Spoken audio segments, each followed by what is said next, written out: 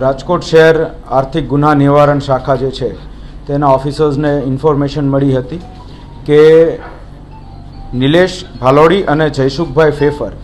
આ બે વ્યક્તિઓ જે છે એ બહુ મોટા પાયે કેશની હેરાફેરી કરી રહ્યા છે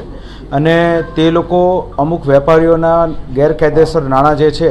તે એ લોકોને પહોંચતા કરીને અને તેનું કમિશન ખાય છે। આ માહિતીના આધારે સૌપ્રથમ તો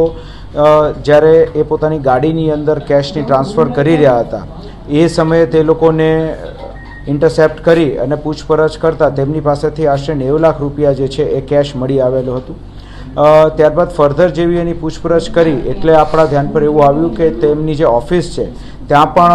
અમુક બીજી વધુ માત્રામાં કેશ પડેલું છે। તેના આધારે ત્યાં જઈને દરોડો પાડતા 1,24,00,000 જેવા બીજા અન્ય રૂપિયા મળી આવતા આમ ટોટલ 2,14 લાખ રૂપિયા જે છે તેની કેશ તેમની પાસેથી મળી આવી। આ બંનેની ધરપકડ કરીને અને કાયદેસરની પૂછપરછ શરૂ કરતાં તેવું ધ્યાન પર આવ્યું કે આ બંને બે પેઢી ઓપન કરેલી હતી જે ઉપલેટા એપીએમસીની અંદર કાર્યરત હતી અને આ બંને પેઢીઓના અનેક વિવિધ જે બેન્કો છે તેની અંદર ખાતા હતા। આ ખાતાની અંદર તે લોકો મોડસ ઓપરેન્ડી એવી રાખેલી હતી કે જે ખેત પેદાશો જે છે તેની લેવેચના પૈસા તેની અંદર જમા કરાવતા હતા। તે ઉપરાંત જે આવા વેપારીઓ હોય કે જે લોકો વગર બિલે ધંધો કરવા માંગતા હોય તો તે લોકો જે અન્ય રાજ્યોની અંદર પોતાનો માલ સામાન વેચે અને ત્યાંથી પૈસા અહીંયા આ લોકોના બેંકના ખાતામાં જમા થાય, ત્યાંથી આ કેશ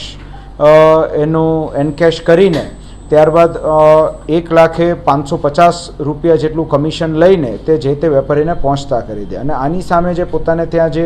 બેન્કિંગ ટ્રાન્ઝેક્શન્સ થયા છે તો બેન્કિંગ ટ્રાન્ઝેક્શન્સ અન્વયે અમુક ખેત પેદાશોની ખરીદી અને વેચાણ કરવામાં આવેલા છે તે પ્રમાણેના બિલો ઊભા કરે। આ બાબતે ફર્ધર તપાસ હાલ EOW દ્વારા હાલ શરૂમાં છે।